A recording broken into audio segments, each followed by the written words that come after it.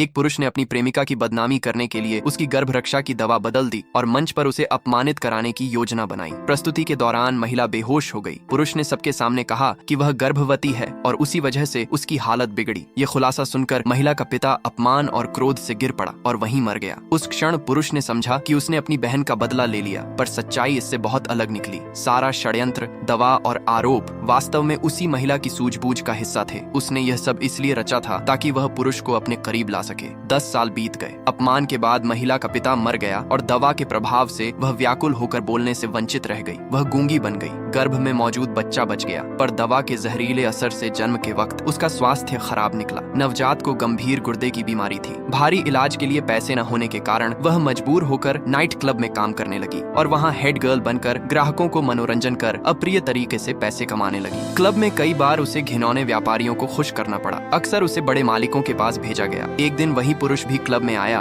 और आश्चर्य हुआ कि नर्तकी वही प्रेमिका है जिसे उसने खोया था और उस पुरुष के साथ वही औरत बैठी थी जिसने 10 साल पहले षड्यंत्र रचा था। महिला ने उन्हें देखते ही सिर झुका लिया ताकि उसे कोई पहचान न ले सके। हर नाच उसके बीमार बेटे की जिंदगी के लिए मिले पैसों से जुड़ा था। एक ग्राहक ने खुलेआम नकद उछाल कर कहा कि वह और दिखावे करे। अपमान सहते हुए महिला ने अपनी अय्यारी से पैसों के लिए रुचि दिखाई। ये सब देखकर वह आहत होकर बाहर भाग गई। पुरुष उसका पीछा कर लाया और जबरन उसे कार में बैठा लिया। उसने नकद निकाल कर कहा कि आज रात वह उसे खरीद लेगा। महिला ने बेटे की खातिर अपमान सहकर उसके सामने झुकना स्वीकार कर लिया, पर पुरुष को यह सब और भी घृणास्पद लगा। उसने उसे कार से धक्का देकर फेंक दिया और प्रेम का दिया गया पुराना कंगन वहीं पटक कर चला गया। अगले दिन यह खबर उसके क्लाइंट तक पहुंची कि कल रात की नर्तकी मूक है और उसका 10 वर्षीय बेटा अस्पताल में डायलिसिस पर है। ये सुनकर पुरुष ठहर सा गया। तभी महिला के भाई ने फोन कर कहा कि महिला को गंभीर दुर्घटना हुई है और अस्पताल में भर्ती है। अस्पताल पहुंचने पर महिला बच निकली, पर उस शत्रु ने उसकी जान लेने का प्रयास नहीं छोड़ा। उसने चुपके से महिला की वेंटिलेशन लाइन निकाली, उसे थप्पड़ मारे और गालियां दी। फिर 10 साल पहले की साजिश की सच्चाई सबके सामने रख